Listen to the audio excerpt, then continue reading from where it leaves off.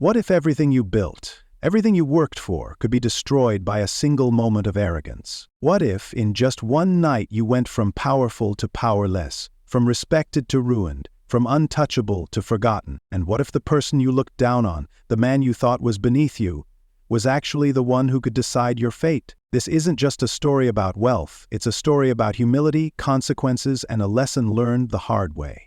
Stay with me, because by the end of this, you might just see power in a whole new way. Before we dive into this moving story, take a moment to comment below where you're watching from today. And don't forget to like and subscribe for more stories that will stay with you long after they're told. A sleek black Rolls-Royce Phantom pulls up outside a luxurious gala venue. The streets are lined with paparazzi, the glow of flashing cameras bouncing off designer suits and diamond-studded dresses. This isn't just any event, it's where the world's wealthiest gather. And stepping out of the Rolls-Royce, Eric George. George Technologies. A billion-dollar empire built from the ground up. Eric was convinced that he was smarter, richer, and more powerful than anyone in the room. Eric adjusts the cuffs of his Tom Ford suit, barely acknowledging the swarm of photographers. His gold Rolex catches the light as he smirks, stepping onto the red carpet like he owns the place. A journalist rushes toward him. "Mr. George, how does it feel to be leading the biggest tech expansion of the decade?" Eric flashes a cocky grin. "It feels like what it is, success. Some of us work hard for it." Paparazzi laugh. Investors nod in approval. Eric lives for moments like these. But what he doesn't know? In less than 24 hours, the world is going to see just how little power he really has. Inside, the gala drips with wealth. Crystal chandeliers hang from the ceiling, champagne glasses clink, and hushed conversations echo through the grand hall. Eric makes his way to the VIP section, where a table of London's most influential businessmen sit. Among them, Gary Porter. Gary is a seasoned billionaire investor, a man who watches before he speaks. Unlike Eric, he doesn't need to announce his wealth, it speaks for itself. Eric slides into a chair, taking center stage. "Gentlemen, let's be honest, the future isn't in old money, it's in people like me, visionaries. I built George Technologies from scratch. I didn't inherit wealth, I created it." Some guests nod, others sip their drinks. Gary, he just listens. Eric leans forward, lowering his voice like he's about to reveal a secret. That's the problem with people who live in the past.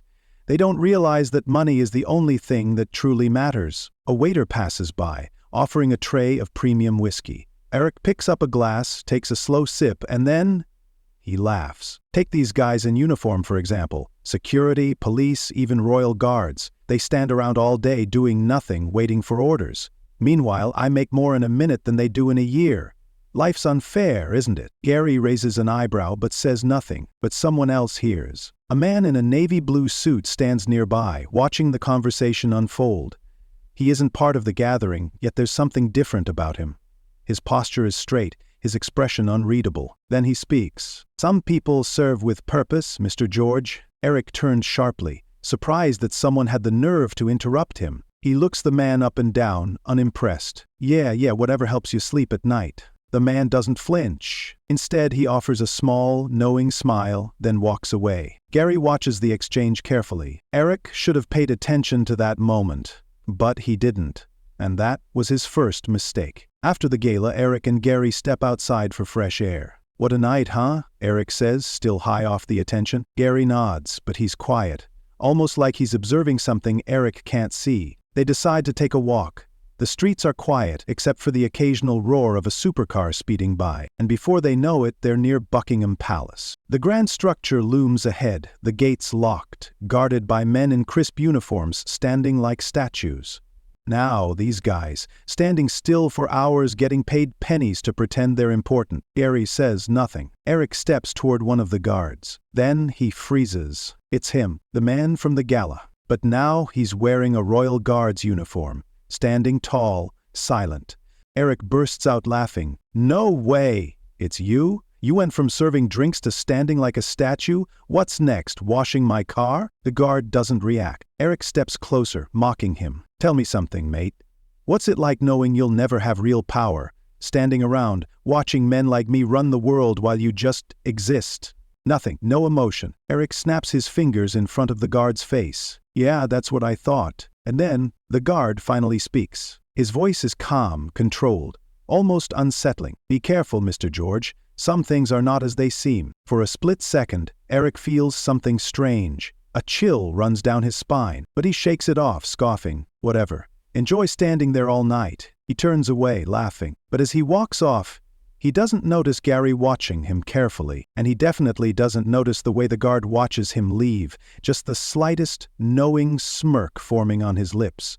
Because what Eric doesn't realize, his life is about to change forever. The next morning, Eric woke up with the same smug confidence he'd carried the night before. In his mind, it was just another successful evening, another night where he was the center of attention, another reminder that he was untouchable. He poured himself a cup of coffee, scrolling through emails on his phone. Most of it was business junk, investment updates, contract approvals, congratulatory messages from last night's gala. But then, something stood out. An exclusive invitation. Harrington Estate, Mayfair, private investment meeting, strictly by invitation only. Eric raised an eyebrow. Now this is the big leagues, he muttered to himself. The Harringtons, old money. The kind of wealth that controlled empires before he was even born. Their fortunes spanned centuries. Their influence reached the highest levels of society. Finally, Eric thought, smirking. Real aristocrats who understand true power. He didn't hesitate. He replied yes, instantly. What he didn't know, this wasn't just a meeting.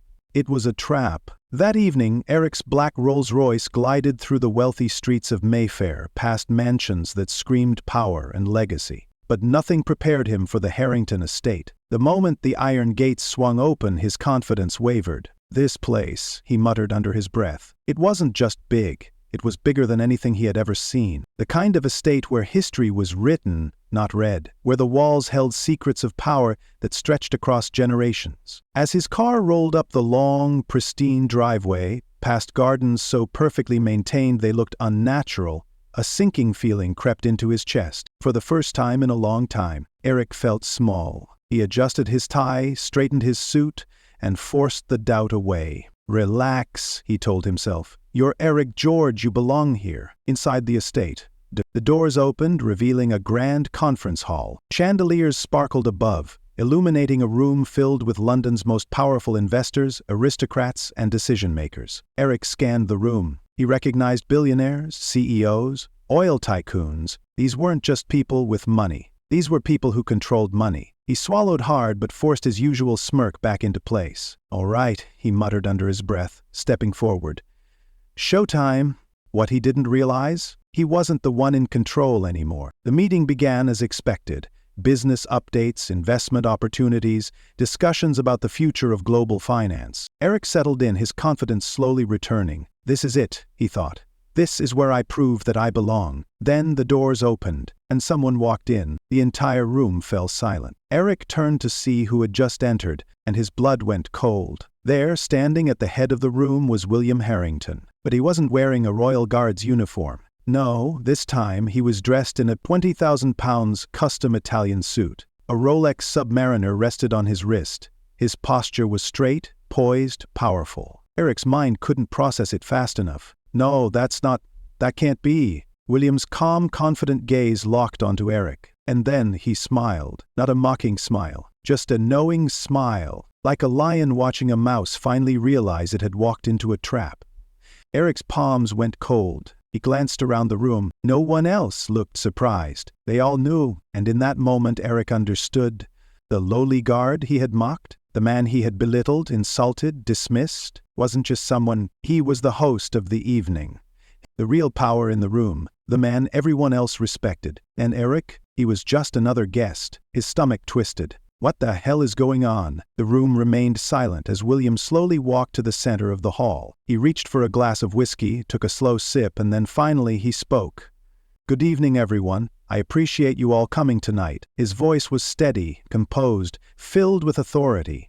Eric could barely breathe. Then, Charlotte Harrington stepped forward, tall, elegant, unshakable, William's older sister, the woman who oversaw the Harrington fortune, and when she spoke, it was like a hammer falling. Mr. George, she said smoothly, her eyes sharp. I believe you met my brother last night? The weight of her words crushed Eric's chest. He felt trapped. His throat went dry. He tried to force a smile, tried to laugh it off. Oh, yeah, right. Small world, huh? Nobody laughed. Then William turned to face him directly, and when he spoke, the air itself felt heavier. "Tell me, Mr. George," he said, his tone casual but his eyes deadly serious. "Do you still think I'd be better off shining your car?" The entire room went silent. Eric felt a chill crawl up his spine. He glanced at Gary Porter, desperate for a lifeline, but even Gary wasn't on his side anymore. Eric was alone. His heart pounded. He had to say something, anything. But for the first time in his life, Eric George was speechless. Eric George had faced a lot of things in his life: competition, business rivalries, high-stakes negotiations. But never this, never the feeling of being completely powerless. The room was still dead silent. Every eye was on him. The weight of William's question hung in the air like a knife over his head. "Do you still think I'd be better off shining your car?" Eric's mind raced. His pulse pounded in his ears. He forced a laugh, but it came out awkward. Forced? Come on, guys, it was just a joke,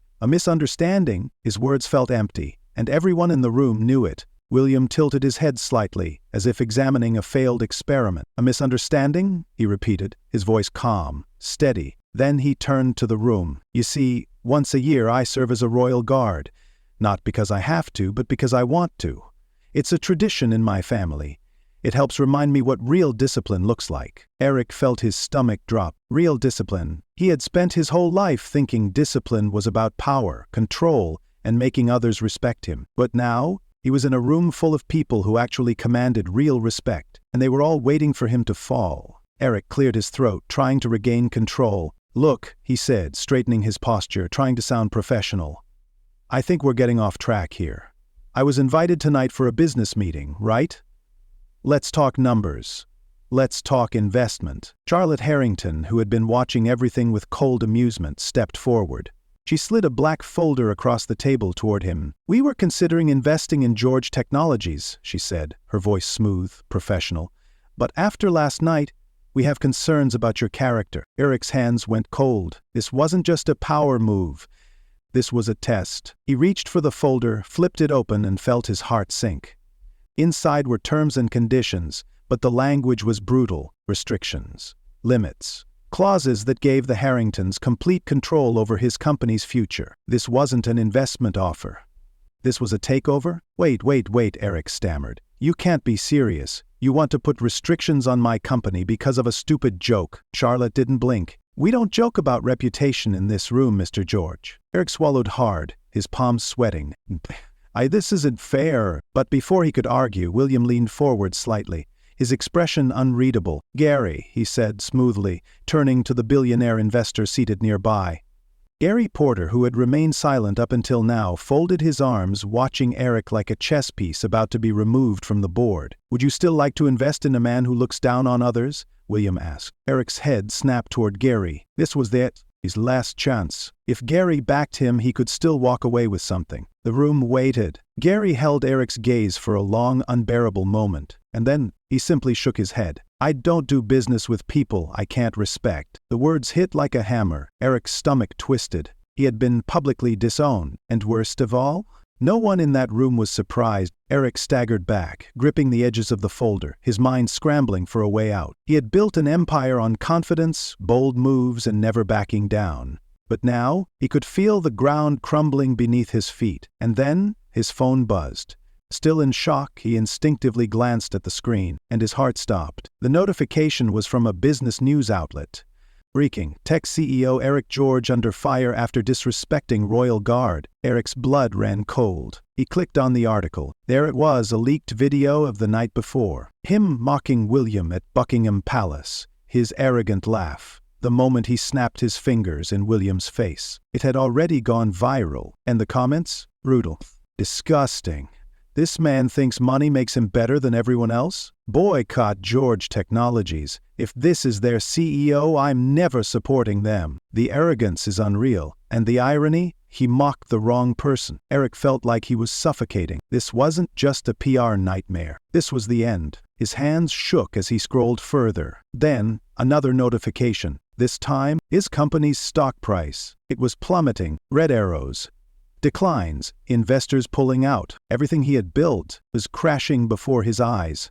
He looked up at the room. They were all still watching. Charlotte, William, Gary. They weren't celebrating. They weren't mocking him. They were simply waiting for him to realize the truth. Eric gripped the table, his knuckles turning white. This isn't over. But deep down, he knew it was. Eric George built his empire on confidence. But confidence alone can't stop a free fall. And right now, that's exactly where he was, falling, with nothing to hold on to. His phone buzzed non-stop. The video of him mocking William at Buckingham Palace wasn't just trending, it was everywhere. News anchors were covering it, celebrities were commenting on it. Twitter was ripping him apart. Eric sat in his penthouse office, staring at the screens in front of him. One news broadcast after another. Tech CEO faces backlash after disrespecting royal guard, turns out he's a billionaire heir. Eric George under fire, stocks plummet as investors flee scandal. Then, the worst one yet. George Technologies board members considering removing Eric George as CEO. Eric's stomach twisted. No. This isn't happening. He grabbed his phone, dialing his PR team. Fix this, now. But the response was exactly what he didn't want to hear. Sir, the damage is already done. People aren't just mad, they hate you. The words hit like a brick. His empire, his reputation, his entire identity. All of it, burning to the ground. But Eric wasn't done. Not yet. He needed a way back in. And he had one last idea. Desperation makes men do stupid things. And Eric? He was about to make his worst mistake yet. The night of the annual High Society Gala, Eric snuck in. His name wasn't on the guest list anymore. His invitations? Revoked. But that didn't matter. He knew these events. Knew the back entrances, the side doors. He wasn't here to party. He was here to find William. The ballroom was filled with London's elite. The air was thick with money, influence, and power. Eric kept his head down, avoiding the whispers, the judging stares. Then, across the room, he saw him, William Harrington, standing effortlessly among business giants, sipping his drink completely at ease. Like nothing had ever happened. Eric felt his jaw clench. He pushed forward, dodging past waiters, ignoring the disgusted looks from investors who once shook his hand. Finally he reached William, and without thinking, he spoke. "You win." William raised an eyebrow, turning to him slowly. "What do you want from me?" Eric asked, his voice low, strained. William didn't respond immediately. He simply studied Eric. Then, after a long pause, he smiled slightly. "Nothing," he said smoothly. "I just wanted you to learn that money isn't power. Reputation is." Eric's chest tightened. William took one last sip of his drink, then turned his back on him. He didn't gloat.